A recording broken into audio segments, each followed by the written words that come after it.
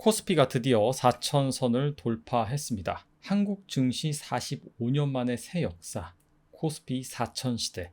자, 이런 식으로 여러 언론에서 기사가 나왔습니다. 이것만 보면은 정말 꾸역꾸역 고지를 점령하기 위해서 한 걸음 한 걸음 간 것 같은 생각이 들지만은 현실은 완전 달랐죠. 불과 한 달 전, 9월 초, 한 달보다 조금 더 전이네요.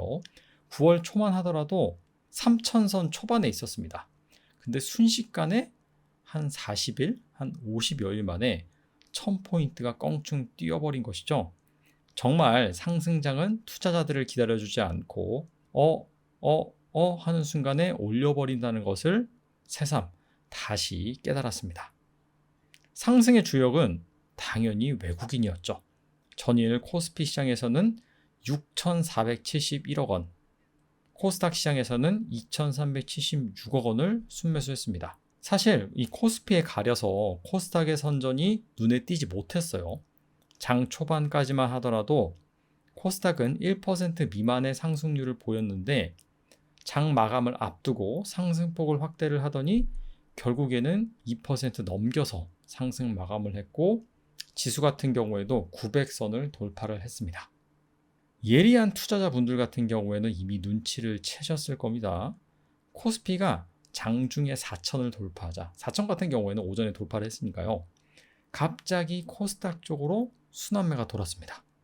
자, 그래서 이 코스닥도 장 후반으로 갈수록 많이 올랐다라고 볼 수가 있는데, 자, 과연 외국인은 어떤 주식을 사들인 것인지, 코스피 4천을 찍자 서둘러서 매수한 주식은 무엇인지 알아보도록 하겠습니다.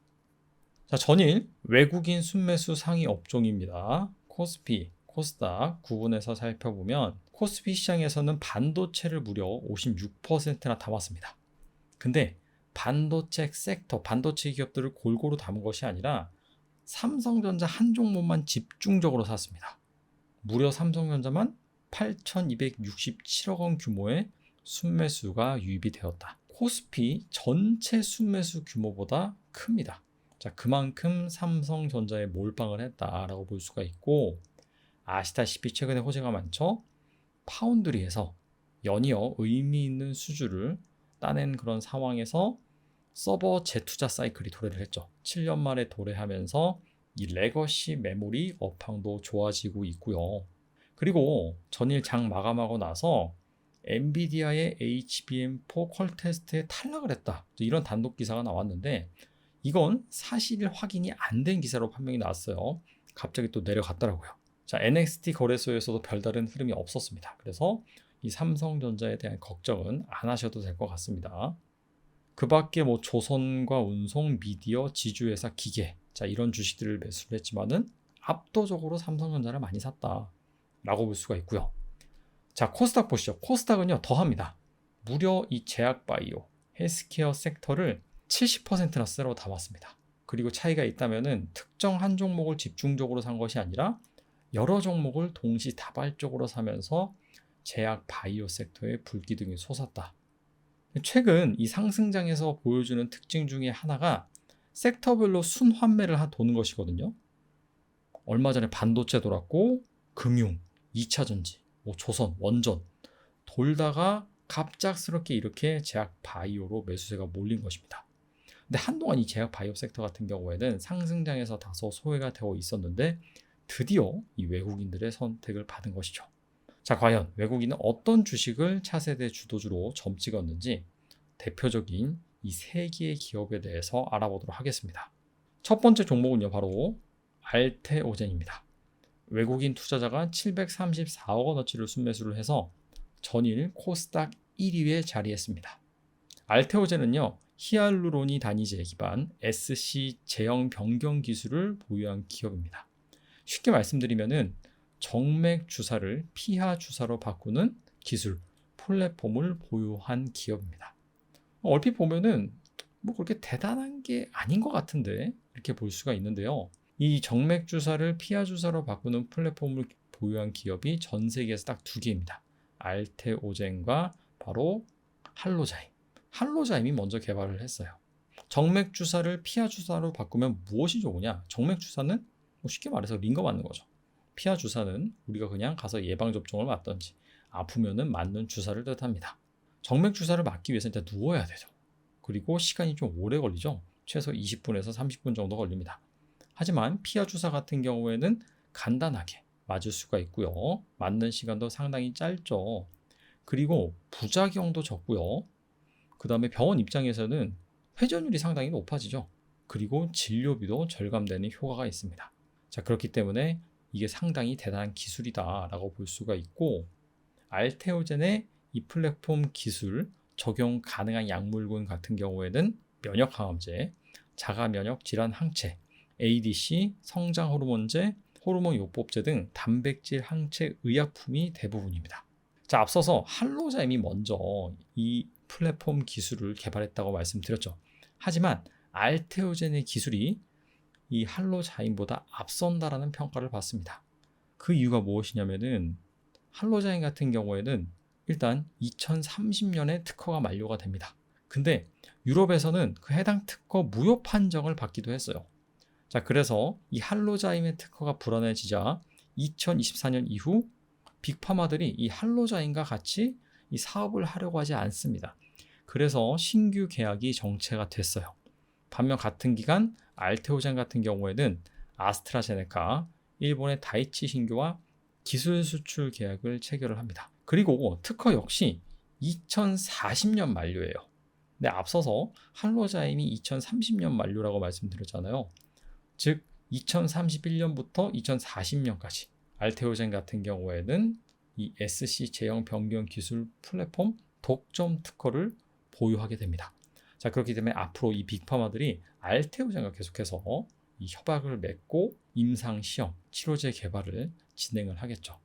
자, 매출단에서 주요 이슈를 살펴보면은 올해 9월에 머크사의 키트루다 SC가 미국 FDA 승인을 완료를 했습니다. 자, 그래서 올해 4분기부터 본격적으로 매출이 발생할 것으로 예상이 되는데, 자, 증권가에 따르면은 이 키트루자 SC 단독 매출, 알테오젠이 인식하는 매출 규모입니다. 로열티, 마일스톤, 원료 매출 다 합치면은 올해는 231억, 근데 내년에는 무려 5,091억, 2027년에는 9,896억 원의 매출이 발생할 것으로 예상이 됩니다. 자, 이거는 뭘 가지고 추정을 했냐면은 머크사가 2년 내에 이 SC 제형으로 전환시키는 그 퍼센테이지가 30%에서 40% 제시를 했거든요. 자, 거기에다가 대입을 해보면은 이러한 매출 금액이 나온다. 그래서 얼마 안 남았어요. 그런 매출이 나오기까지. 자, 그렇기 때문에 이렇게 부각을 받고 있다라고 볼 수가 있겠죠. 자, 두 번째 기업은요, 바로 올릭스입니다. 올릭스는 외국인 투자자가 전일 339억 원어치를 순매수했고 코스닥 2위에 해당이 됩니다. 올릭스 같은 경우에는 비대칭 siRNA 기술을 보유하고 있어요. 자, 이건 또 무엇이냐? 우리 몸은요, DNA에서 mRNA, 단백질 순서로 정보를 전달해서 단백질을 생성을 합니다. 근데 siRNA는 mRNA를 잘라버려가지고 아예 단백질이 만들어지지 못하게 하는 기술이에요. 즉, 이 기술은 원인을 직접 끊어버리는 유전자 치료 방식이라고 해서 가위라고 생각하면 쉽습니다. 이 올릭스의 이 비대칭 siRNA 기술 같은 경우에는 우리나라를 포함해서요, 중국, 일본, 유럽, 호주의 원천 특허를 등록해 놓은 상황입니다. 그리고 이 siRNA를 세포 안으로 넣어야 되는데 크게 두 가지 경로로 넣을 수가 있거든요.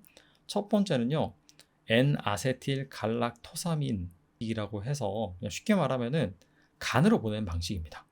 자, 그렇기 때문에 이 간 관련 질환 뭐 이런 거에 효과적이다라고 볼 수 있고요. 구체적으로 뭐 지방간, 메시라고 하죠. 비알코올성 지방간입니다. 고지혈증 치료제로 쓰입니다. 또 하나 방식은 자기가 스스로 세포로 들어가는 셀프 드라이브형 방식이 있거든요. 이게 CP-ASI-RNA라고 하는데 이거는 피부, 눈, 탈모같이 국소투여 바로 바르거나 주사하는, 자, 그렇게 해서 효과를 보는 질환에 효과적입니다.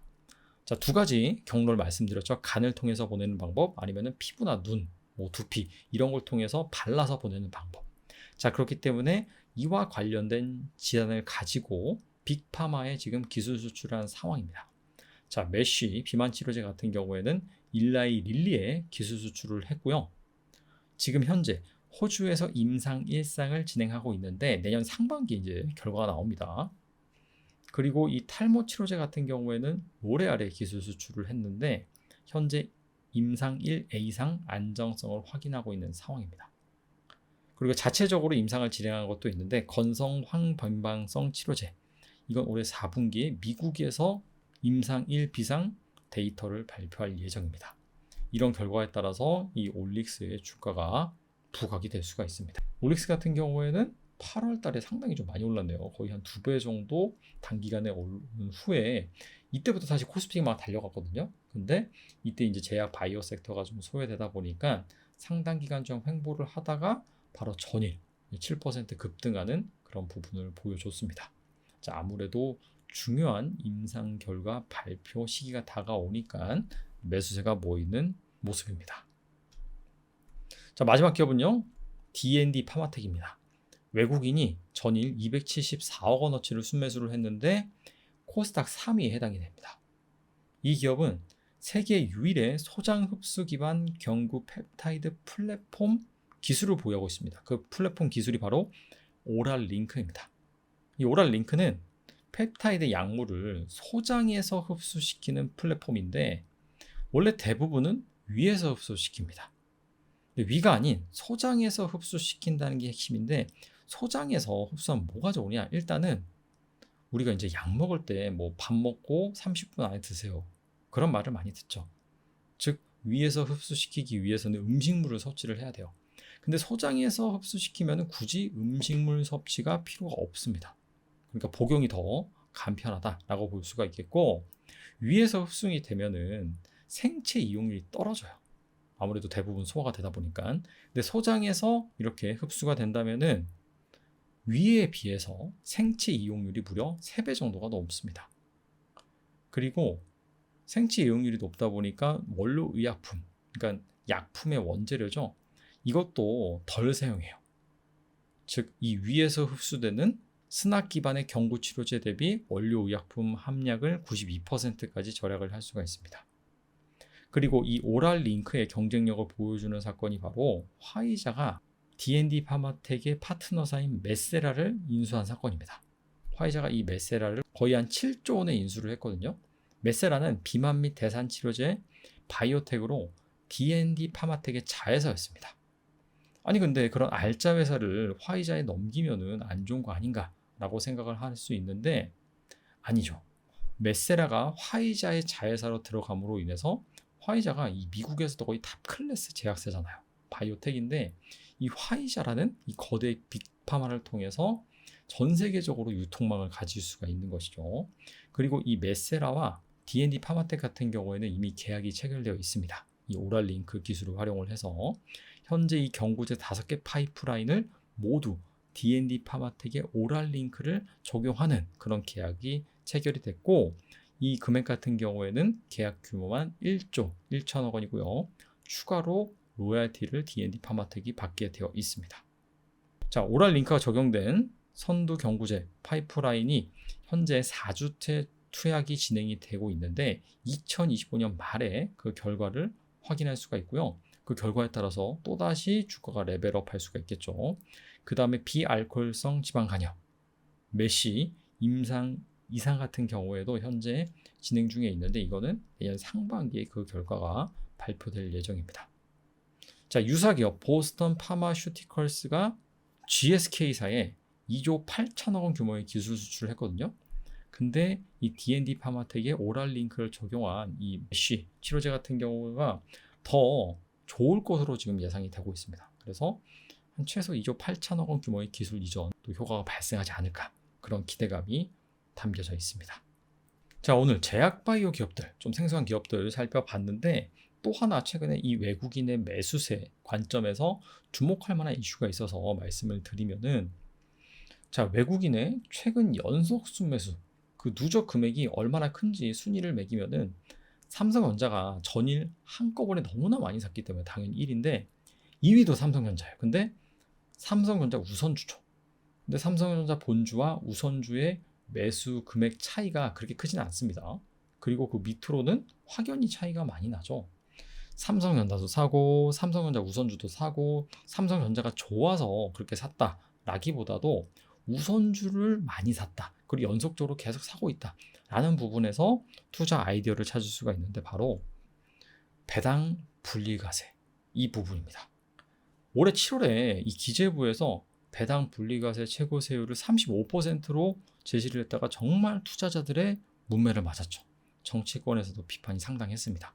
자, 그래서 이거를 얼마로 낮추느냐 그 얘기가 여기저기에서 오고 가고 있는데 일단 투자자들의 바람은 이소연 의원이 제시한 25% 여기까지 낮춰야 된다. 그래야지 의미가 있다라고 나오고 있는데 현재 아무튼 간에 35%는 아닌 것 같아요. 더 낮아질 것 같은데 얼마까지 낮아질까? 자, 그 부분이 포인트인 것 같은데 이렇게 분리과세 세율이 낮아진다라고 한다면 당연히 이 배당주가 부각을 받을 수가 있는 거고 배당주 하면 또 우선주입니다. 우선주는 본주에 비해서 보통주에 비해서 배당의 우선권을 갖는다라고 볼 수가 있고 일반적으로 우선주가 보통주보다 낮게 거래가 되거든요. 근데 배당금은 비슷하거나 더 많아요. 그래서 배당 수익률이 높습니다. 그래서 우선주를 이꼴 배당주다 이렇게 판단을 하고 있는 것이죠. 자, 근데 우리나라 우선주 같은 경우에는 보통주의 평균적으로 한 60%에서 거래가 됩니다. 근데 뭐 선진국 같은 경우에는 한 80% 수준에서 거래가 되거든요. 굳이 우선주가 이 보통주에 비해서 물론 의결권이 없긴 해서 디스카운트 된 게 맞긴 맞는데 그렇다고 해서 40%나 디스카운트 된다? 너무 심하다는 것이죠. 결과적으로 정리를 하면은 이 분리과세 최고 세율이 낮아진다라고 한다면은 우선주 역시 부각이 될 수 있다. 자, 그런 차원에서 이렇게 외국인들이 삼성전자 우선주를 유독 쓸어 담는 것이 아니냐라고 연결지어 볼 수가 있겠고, 자, 그런 차원에서 여러분들이 앞으로 이 배당 분리과세 세율이 조정이 된다라고 한다면 우선주도 한번 잘 살펴보시면 좋을 것 같습니다. 당연히 이 대기업의 우량한 그런 우선주를 여러분들이 찾아봐야 되겠죠. 자, 기업 찾을 자신이 없다라고 하시면은 이렇게 우선주 ETF도 있습니다. 자, 시가총액이 너무 작긴 하지만은 자, 그럼에도 불구하고 이렇게 소외되어 있는 ETF 같은 경우에는 이 배당 분리과세 세율이 정말 낮아진다라고 한다면은 또 이렇게 재평가를 받을 수도 있겠죠. 자, 오늘 코스피 4천 시대를 맞아서 과연 외국인들의 자금이 어디로 이동을 했는지, 자, 한동안 좀 횡보를 했었던 제약 바이오 섹터로 자금이 몰렸는데, 자, 과연 이 추가적으로 제약 바이오 섹터가 더 부각이 될 수 있을지 지켜보면 좋을 것 같습니다. 감사합니다.